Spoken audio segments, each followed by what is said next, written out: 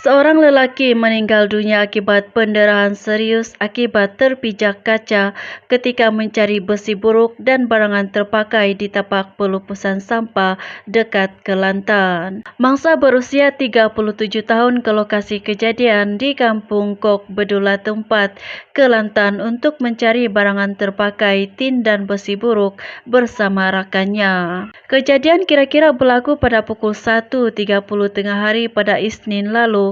Ketua Polis Daerah Tempat Asisten Komisioner Muhammad Khairi berkata, rakan mangsa memberitahu ketika mereka sedang mencari barangan terpakai, mangsa terpijak serpihan kaca yang terkena bahagian bawah buku lali kanan. Kecederaan itu menyebabkan pendarahan yang banyak dan mangsa dipapa oleh rakannya berusia 25 tahun keluar dari tempat pelupusan sampah dalam keadaan tenang. Dalam perjalanan keluar, mangsa tidak sedarkan diri dan rakannya menghubungi ambulans.